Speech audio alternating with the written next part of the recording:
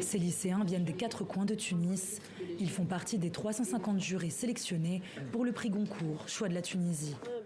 Pour cette 8e édition, ils débattent des ouvrages des 4 finalistes. Ce genre de livre, ça peut lui faire prendre conscience que même... Des livres francophones qui abordent des thèmes comme la crise écologique, les droits des femmes ou encore les violences sexistes et sexuelles. Inès, 16 ans, a été marquée par le roman de Neige Sino, Triste Tigre, qui aborde le sujet difficile de l'inceste. C'était un peu choquant, oui, de parler de tels sujets qu'on considère tabous. On ne parle pas de ça.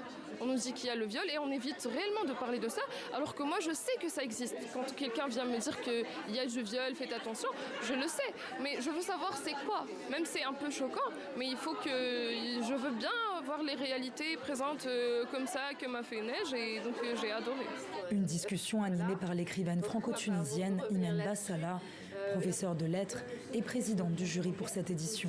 Ils ont reçu les livres sur tablette et beaucoup de livres classiques se trouvent gratuitement parce que je pense toujours à accès aux livres en Afrique et dans d'autres régions du monde. Ils peuvent avoir accès gratuitement à toute une série de la littérature auxquelles ils n'auraient pas accès autrement.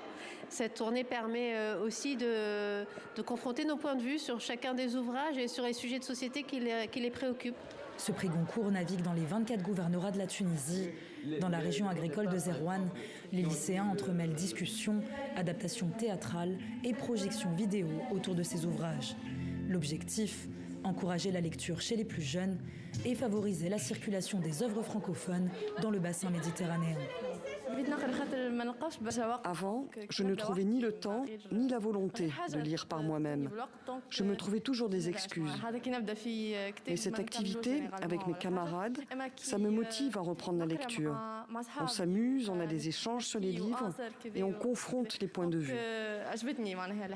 La littérature, un outil pour faire vivre la francophonie autrement, comme l'explique Sarah Gorbal, responsable du bureau du livre à l'Institut français de Tunisie. C'est très important d'inscrire la francophonie dans un contexte plurilingue. Donc aujourd'hui, on ne peut pas nier qu'en Tunisie, comme ailleurs, on parle minimum 3 langues, ce qui est une richesse. Avec le Goncourt, on pense avant tout à la lecture et des thématiques contemporaines qui peuvent toucher aussi bien les Français que les Tunisiens. Ce jury lycéen tunisien annoncera le nom du gagnant le 20 avril prochain.